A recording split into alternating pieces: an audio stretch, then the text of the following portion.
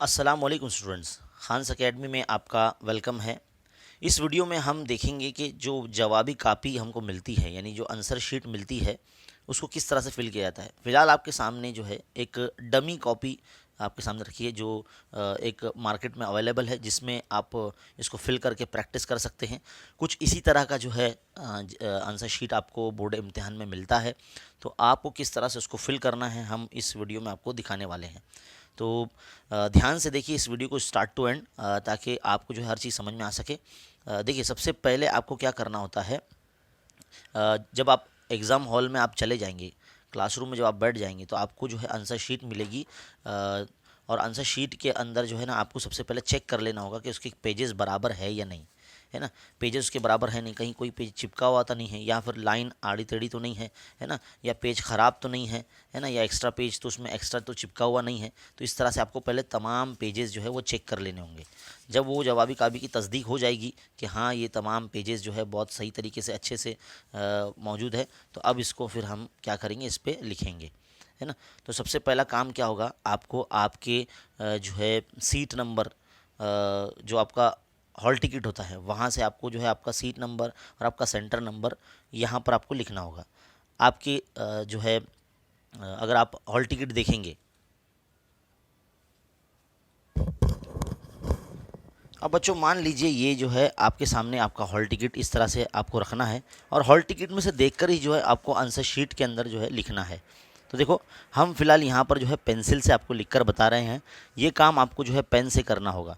आप इस वक्त देख सकते हैं सेंटर नंबर आपको नज़र आ रहा है, तो यहाँ पर सेंटर नंबर कहाँ है ना। सेंटर नंबर देखकर आपको जो है सेंटर नेम लिखा है, आपको सेंटर नंबर भी जो है नज़र आ जाएगा, और वो सेंटर नंबर स्कूल नंबर जो है आपको यहाँ पर लिखना होगा, है ना। तो इस तरह से आप सेंटर नंबर हॉल टिकट से देखकर यहाँ पर आपको लिखना होगा, है ना। अब आपका सीट नंबर आपको लिखना है, तो सीट नंबर देखिए यहाँ पर आपको नज़र आ रहा है, तो सीट नंबर जो है यहाँ पर इन फिगर आप देख सकते हैं, इन फिगर यहाँ लिखा हुआ है।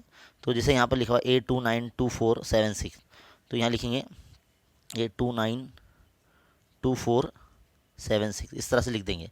अब इन वर्ड्स में भी आपको लिखना है, देखो सीट नंबर इन वर्ड्स दिख रहा है, तो यहाँ पर इन वर्ड्स के लिए भी देखो जगह खाली छोड़ी गई है, तो यहाँ पर आपको हॉल टिकट में से देखकर लिखना है A डैश, है ना, 2,92,000, इस तरह से पूरा लिखना है ना। जैसे नज़र आ रहा है बिल्कुल वैसे लिखना है, 2,92,000 पूरा यहाँ पर आना चाहिए, ताकि छोटा छोटा इस तरह से आपको लिखना है ना, ताकि ये जो पूरा यहाँ से यहाँ तक पूरा इतना इन वर्ड्स में आ जाना चाहिए। तो यहाँ पर आपको इन वर्ड्स में लिखना होगा। याद रखिए, जहाँ पर आप सीट नंबर और सीट नंबर इन वर्ड लिखेंगे उसके नीचे ही एग्जैक्टली आपको अपना सिग्नेचर करना होगा। यहाँ आपका अपना सिग्नेचर, जैसे कि अब यहाँ पर आप अपना सिग्नेचर कर देंगे, जैसे हम यहाँ सिग्नेचर करते हैं इस तरह से, है ना, ऐसे सिग्नेचर कर देंगे। और फिर उसके नीचे जो होगा वो सुपरवाइज़र का सिग्नेचर होगा। सुपरवाइज़र यानी इन्विजिलेटर, जो आपकी क्लासरूम में राउंड अप पे जो होता है, वो आपके जो आपकी जवाबी कॉपी जो है जमा करेगा, उनकी सिग्नेचर यहाँ होगी, है ना। तो ध्यान से सिग्नेचर करें, इनके कॉलम में सिग्नेचर मत कर देना आप, है ना। तो यहाँ पर आपको सिग्नेचर करनी होगी इस तरह से, है ना। वैसे याद रखिए, अभी जो इस तरह से जो क्वेश्चन पेपर आ रहे हैं इसमें कोई सेट कोड नहीं होगा, तो यहाँ पर तो है आपको कुछ डालना नहीं होगा। बस आपका जो सब्जेक्ट है, जैसे कि बहुत से बच्चों का पहला पेपर उर्दू है, तो वो यहाँ उर्दू लिखेंगे, है ना। सब्जेक्ट उर्दू है या इंग्लिश है या मैथ्स वन है ना, तो यहाँ पर इंग्लिश लिखेंगे, या मैथ जो भी पेपर होगा आपका वो यहाँ आप लिखेंगे, है ना। और पेपर जो होगा कौन से मीडियम का है, तो है ना, वो उर्दू मीडियम के हिसाब से उर्दू। अगर आप मैथ्स का पेपर लिख रहे हैं तो यहाँ पर आपको इंग्लिश लिखना होगा, क्योंकि बहुत से बच्चों का मैथ्स इंग्लिश में होता है, तो यहाँ पर आपको इंग्लिश लिखना होगा, है ना। और जो बच्चे उर्दू मीडियम से है लेकिन मैथ्स उनका इंग्लिश में है, तो यहाँ पर आपको इंग्लिश ही लिखना होगा। डेट आप यहाँ डालेंगे, जो भी आपका डेट होगा, मतलब मान लीजिए कि आपका 15 मार्च है, तो 15 मार्च इस तरह से आप ऐसा लिखेंगे, 15 मार्च 2022 ऐसे लिखेंगे आप, 15 मार्च 2022। फिर लैंग्वेज ऑफ आंसर जो होगा आपका, यहाँ पर देखिए आप यहाँ देख सकते हैं लैंग्वेज ऑफ आंसर, जैसे मैंने बताया कि जो उर्दू मीडियम वाले बच्चे हैं वो उर्दू लिखेंगे, और जो इंग्लिश मीडियम वाले बच्चे हैं वो इंग्लिश लिखेंगे, और जिनका मैथ्स इंग्लिश में है वो लैंग्वेज ऑफ आंसर इंग्लिश ही यहाँ लिखेंगे, है ना। अब ये जो आपकी आंसर शीट है, अगर मान लीजिए ये पूरी भर जाती है, इसके बाद आप अगर एक्स्ट्रा में और सप्लीमेंट्स वगैरह लेते हैं, एक्स्ट्रा पेपर लेते हैं, अगर इसमें ऐड करते हैं, है ना, तो यहाँ पर आपको जो है ना कितने आपने सप्लीमेंट ली है, मान लीजिए अगर आपने एक सप्लीमेंट लिया तो यहाँ एक लिख के 1 + 1 2 कर दीजिए। अगर आप मान लीजिए आपने 2 लिया है तो यहाँ पर 2 लिख दीजिए, और 1+2 = 3 कर दीजिए। तो इस तरह से आपको करना होगा, है ना। फिर इसके बाद क्या करना होगा, यहाँ पर आपको जो है ना एक होलोक्राफ्ट मिलेगा, काले कलर का स्टिकर होता है वो, जो कि आपकी पहचान छुपाने के लिए यहाँ पर लगाया जाता है। तो इस तरह से यहाँ पर वो लगा दिया जाएगा। लेकिन उससे पहले एक और बारकोड होता है, वो बारकोड आपको लंबी पट्टी होगी, पहले दिन आपको तो यहाँ पर खुद से लगा कर दिया जाएगा आपकी इन्विजिलेटर या आपके सुपरवाइज़र के ज़रिए, लेकिन अगले पेपर से आपको खुद यहाँ पर लगाना होगा। तो पहले जब आप ये फिल कर लेंगे उसके बाद है आपको यहाँ पर आपका बारकोड लगाना होगा। बारकोड लगाने के बाद फिर आप जो है ना अपने काले कलर का जो स्टिकर होता है जिसको हम होलोक्राफ्ट कहते हैं, वो आपको यहाँ पर लगाना होगा, है ना। और इस तरह से जो है आपकी पहचान जो है वो छुप जाती है, यानी आपका पर्चा जो है अब वो पहचाना नहीं जाएगा, है ना। तो इस तरह से जो है इसका जो फ्रंट पेज होता है आंसर शीट का, कुछ इस तरीके से फिल करना होता है। तो बच्चों याद रखिए, ये जो इस वक्त आप देख रहे हैं ये एक डमी कॉपी है आपके सामने, जो हम आपको समझाने के लिए जो है लेकर आए हैं, है ना। इसी तरीके का या इससे काफ़ी अच्छा जो है आंसर शीट आपको बोर्ड इम्तिहान में मिलता है ना। और कोशिश कीजिए कि आप जब आंसर शीट को खोलेंगे, है ना, आंसर शीट को खोलने के बाद ख़ास करके उर्दू मीडियम के जो बच्चों की ये नुक्ते नज़र से मैं बात कर रहा हूँ, तो जब आप यहाँ ओपन करेंगे तो आपकी जो बड़ी स्केल होगी, है ना, ये बड़ी स्केल, स्टील की आप बड़ी स्केल ले लीजिए, क्योंकि मार्जिन जो है सीधी तरफ आपको खींचनी होती है ना। तो इस तरह से आप जो है करेंगे। अब बहुत से बच्चे ऐसे होते हैं कि नहीं हम उर्दू मीडियम से हैं, हम सीधी तरफ से लिखेंगे, हम यहाँ से लिखना स्टार्ट करेंगे। तो बेटा ऐसा बिल्कुल नहीं करना, ये बहुत गलत बात है। जहाँ से जो है आंसर शीट शुरू हो रही है बिल्कुल यहीं से जो है आपको लिखना शुरू करना होगा। और इस तरह से जो इसको आप ऐसे कर लेंगे। और मान लीजिए अगर जो आपका पहला पर्चा अगर आपके सामने है तो उसका जो क्वेश्चन नंबर है वो आप यहाँ लिखेंगे, है ना। जैसे कि मैं अभी आपको एक सैम्पल पेपर को सॉल्व करके दिखाता हूँ कि किस तरह से आप उसको लिखेंगे। तो देखिए स्टूडेंट, अब आपके सामने जो है एक सैम्पल पेपर नज़र आ रहा है 2021 में हुआ जो बोर्ड इम्तिहान है रिपीटर बच्चों का, वो पर्चा इस वक्त आप देख रहे हैं। वैसे इसका मुकम्मल हल हमने जो है डाल रखा है, ये इल्म रियाजी हिस्सा दुअम यानी ज्योमेट्री का पर्चा है। इसका मुकम्मल हल जो है आपको हमारे यूट्यूब चैनल पर आपको मिल जाएगा, और यहाँ पर आप जो है ऊपर आई बटन देख रहे होंगे, वहाँ पर आपको उसका लिंक आ जाएगा, तो आप जो है इसका मुकम्मल हल देख सकते हैं। बहरहाल हम यहाँ पर सिर्फ आपको इतना दिखा रहे हैं कि किस तरह से जो है आपको जो आंसर शीट में लिखना होता है। आप ज़रूरी हिदायत ज़रूर पढ़े। देखो यहाँ पर आंसर शीट के अंदर यहाँ पर कुछ ज़रूरी हिदायत दी गई है कि कैलकुलेटर का इस्तेमाल ममनू है, तमाम सवालात हल करना लाजमी है, बाएं जानिब की आदत कुल नंबरात को ज़ाहिर करते हैं, यहाँ बाएं जानिब जो है नंबरात लिखिए जैसे कि ये, है ना। और मुतबादिल सवालात के जवाबात सवाल नंबर 1 का एक ही पैमाइश सिर्फ पहले कोशिश किए जवाब को ही मद्देनज़र रख कर की जाएगी और उसको ही नंबर दिया जाएगा। मतलब अगर आपने जो सबसे पहले लिखा है ना, उसी को का दिया जाएगा मार्क्स। जैसे कि अगर कोई बच्चा लिख कर जो है अगर ऑप्शन को काट देता है, कैंसिल कर देता है, तो उसको नहीं गिना जाएगा, है ना। अभी मिसाल के तौर पर यहाँ आप देख सकते हैं एक सवाल है, तो जैसे कि यहाँ आप देखिए पहला सवाल है ना, पहला सवाल ज़रा पीछे की तरफ है, देखिए यहाँ पर लिखा है मुसल्लस ABC और PQR दोनों मुतशाबा हैं, और AB 4 सम का है, PQ 6 सम का है और QR 9 सम का है। तो BC की जो कीमत होगी वो क्या होगी वो आपको पता करना है ना। तो ये सवाल दिया गया है, तो इसका जो आप जब लिखेंगे तो आपको पता है कि क्वेश्चन नंबर 1 का है, तो क्वेश्चन नंबर 1 यहाँ आप इस तरह से लिखेंगे, क्वेश्चन नंबर 1, है ना। तो इसका A पार्ट आप हल कर रहे हैं तो A यहाँ इस तरह से लिखेंगे, है ना, क्वेश्चन नंबर 1 का A। अब पहला सवाल आप हल कर रहे हैं तो पहले सवाल को जो है आप इस तरह से यहाँ पर नंबर देंगे, भाई पहला पॉइंट हल कर रहे हैं, इसका अगर सही ऑप्शन अगर आपको पता है, इसका अगर सही ऑप्शन अगर आपको पता है, मान लीजिए अगर इसका सही ऑप्शन जो है वो है 9 सम, है ना, 9 है मान लीजिए इसका, तो यहाँ पर आप जो ऑप्शन डी, क्योंकि 9 सम यहाँ क्या लिखा हुआ है, ऑप्शन डी लिखा हुआ है, आप देख सकते हैं 9 सम क्या है, ऑप्शन डी है। तो यहाँ पर हम ऑप्शन डी इस तरह से लिख देंगे। अगर किसी बच्चे ने इसको काट के वापस दूसरा लिख दिया तो उसको नहीं गिना जाएगा, यानी उस क्वेश्चन का जो जवाब है, जो आउटपुट आपने दिया है वो गिना ही नहीं जाएगा, क्योंकि आपने ओवरराइट कर दिया वहाँ पर, है ना। इसके लिए आप ध्यान से सोच समझ कर पूरे मुकम्मल हल के साथ जो है पहले पता कर लें, साइड में रफ वर्क कर लें अगर करना है तो, है ना। उसके बाद ही सही ऑप्शन का आप पता होगा तो आप इसको इस तरह से लिखना है और सही ऑप्शन लिखना है, आपको क्वेश्चन नंबर डालना है इस तरह से और सही ऑप्शन लिखना है है ना। इसी तरह से आप दूसरा सवाल की तरफ जाएंगे, जैसे पॉइंट नंबर 2 डालेंगे इस तरह से, तो पॉइंट नंबर 2 फिर इसका सवाल पढ़ेंगे कि ओ मरकज़ वाले दायरे के कॉस पी आर क्यू का जाविया पी आर क्यू कॉसी जाविया है। अगर जाविया पी आर क्यू की पैमाइश 75 है तो कॉस पी आर क्यू कितना होगा, है ना।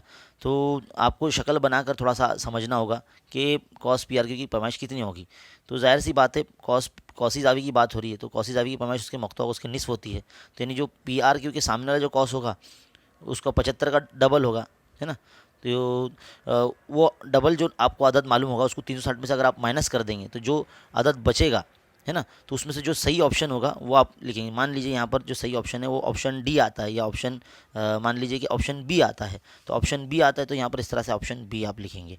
ऐसे आपको हल नहीं करते बैठना है ना। हाँ, अगर आप हल करना चाहते हैं तो आप क्या करिए कि इस आंसर शीट के पीछे जो है ना, यहाँ पर है ना, इस तरह से आप इसे लिखेंगे rough work, ROUGH, rough work यानी अमली काम, यानी आपको रफ वर्क जो काम करना है। तो यहाँ पर आप शक्ल बना के समझिए या उसको ज़रब करके देखिए, तकसीम करके देखिए ना, जमा नफ़ी जो भी आपको करना है वो आप यहाँ करिए, है ना। क्योंकि यहाँ अगर आप सामने हल कर देंगे ना तो थोड़ा सा कैसा होगा कि सफाई नहीं होगी, तो आपका इंप्रेशन जो है डाउन हो जाएगा। तो इसलिए आप सफाई का ज़्यादा करके ख्याल रखें, है ना। दूसरी बात देखो आपको क्या बोली गई थी यहाँ पर कि जहाँ ज़रूरत हो वहीं शक्ल बनाइए, और है ना हस्ब ज़रूरत शक्लें बनाइए। और उसके पहले बोला गया था मुतबादिल सवाल के जवाब के लिए ज़िमनी सवाल नंबर डालकर उसके सामने सही मुतबादिल का हुर्फ लिखिए, यानी ABCD लिखना है। जिस तरह से मैं आपको लिख कर बता रहा हूँ कि सवाल नंबर और उसका सही ऑप्शन, पूरा आपको खाना पूरी लिखते नहीं बैठनी है ना, आपका वक्त ज़ाया हो जाएगा। इसी तरह से आपको बोला गया है कि आखिरी में कि हिंदसी अमल के निशानात वाज़े हो, उन्हें मिटाया ना जाए। यानी अगर आप कोई हिंदसी अमल का कोई सवाल है, समझ लीजिए आपके इसके अंदर, तो हम तो फिलहाल अभी मैथ्स 2 का पर्चा आपके सामने ले रहे हैं। अगर वो मैथ्स 1 का पर्चा होगा तो उसमें तो शक्लें वगैरह बनानी नहीं होती है, लेकिन पहली मर्तबा जो लिखा जाएगा वही आपका माना जाएगा। जैसे कि अभी यहाँ पर देखो कोई एक यहाँ पर दिया गया कि सी मरकज़ वाले दायरे का निस्बत 6 में कता AB मास ऐसी AB की पैमाइश क्या होगी। तो इस तरह से आपको ये बना के देखना होगा, है ना। यहाँ पर बहुत सारे ऐसे सवालात आते हैं जो हिंदसी अमल पर जो है मबनी होते हैं, है ना। हिंदसी अमल के ऊपर जो सवाल, जैसे कि ये वाला सवाल है हिंदसी अमल पर है ना, या फिर ये सवाल है हिंदसी अमल पर, पी मरकज़ वाले दायरे का निस्बत 3.5 समय कॉस AB की माश 120 लीजिए, नुक्ता A और B से गुजरने वाले दायरे के ममाज बनाइए।